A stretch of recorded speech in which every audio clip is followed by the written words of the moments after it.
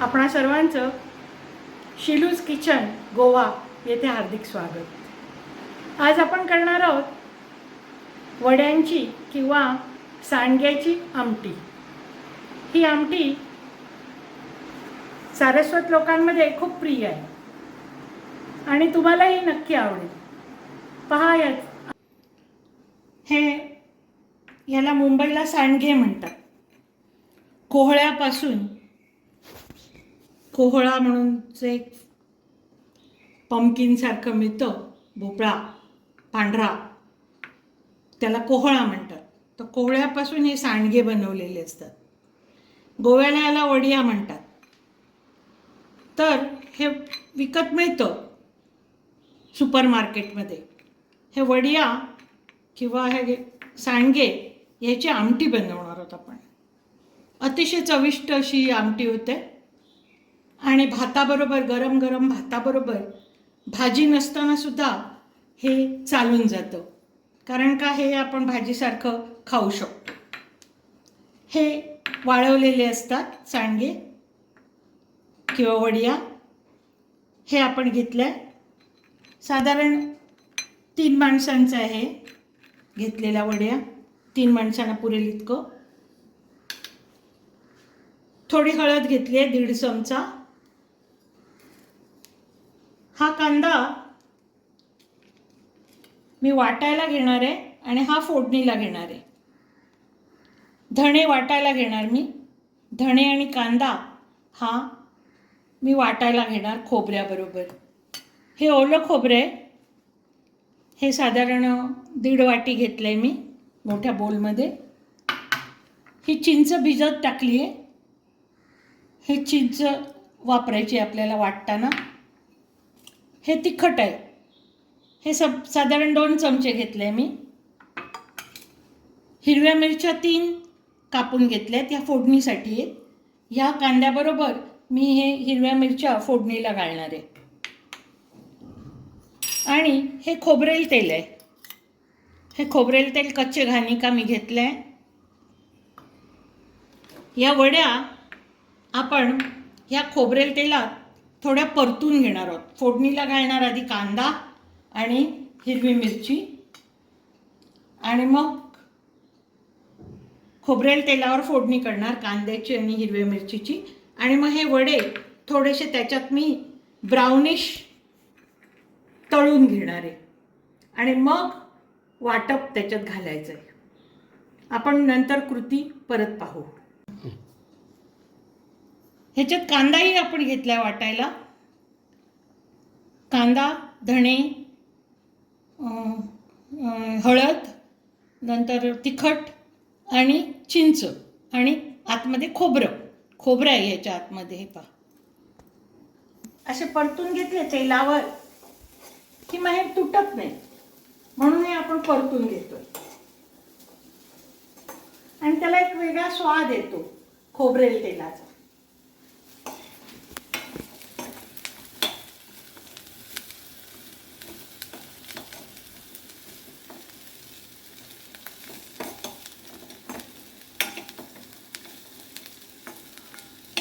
छान खोबरेल तेलाचा सुवास दरवळतोय सगळीकडे।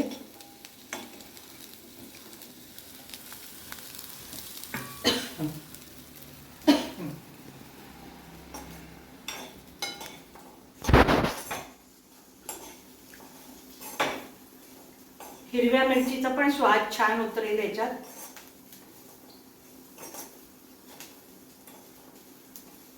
हे चांगले परतून घ्यायचे मंद विस्तवावर।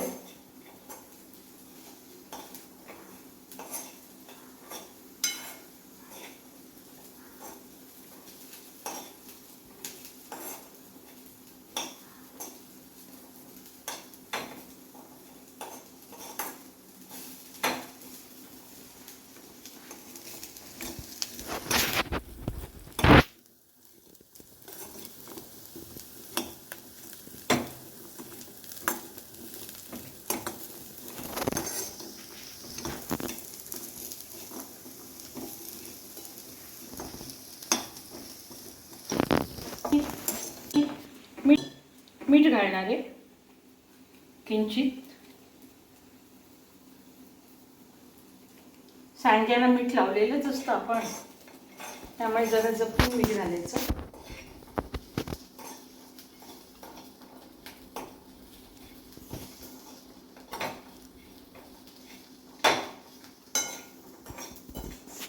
मला वाटतं हे झालेलं आहे. आता आपण हे वाटप आहे ते त्याच्यात टाकणार आहोत.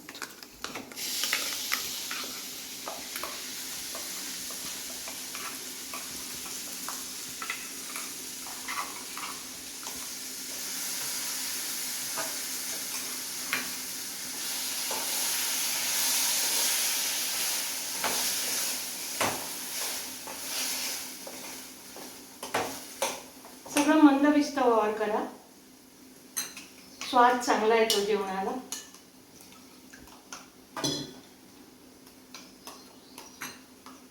पूर्वी आमच्याकडे शेगडीवर सगळा स्वयंपाक व्हायचा, आणि सासरी पण आणि माहेरी पण. मुंबईला सुद्धा आमच्याकडे शेगडी होती. आजी आमची शेगडीवर करायची स्वयंपाक, इतका अप्रतिम लागायचा ना. तिच्या हाताला एक वेगळा स्वाद होता. माझ्या आईची आई आणि वडिलांची आई दोघीही सुगृहिणी होत्या, अतिशय सुंदर.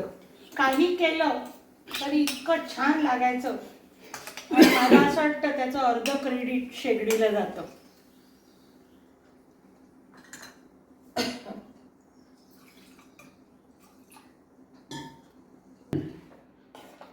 थोडं हवा बदलामुळे घसा थोडा खराब झालाय.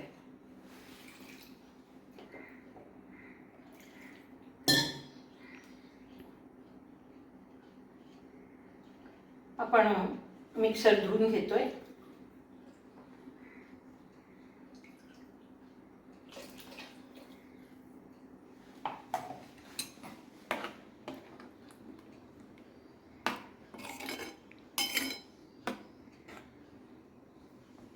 छान असं हे पहा, हे असं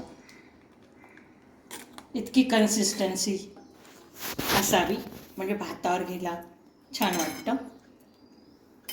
आता ह्याची आपण एक थोडी वाफ काढणार आहोत.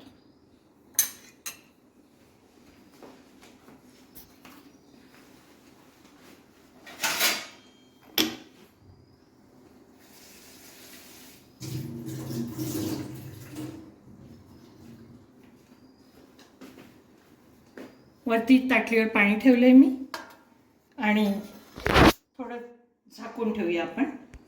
हे पहा,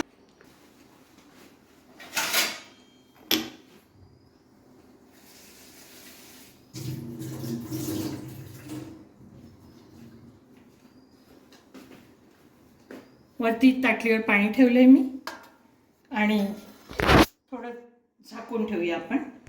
तिखट आणि खोबऱ्याचा स्वाद, खोबरेल तेलाचा स्वाद आणि हे सांडग्याचा स्वाद, खूप छान झाली आमटी. तुम्ही नक्की ट्राय करा.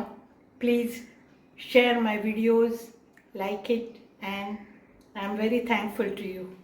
Watch my videos.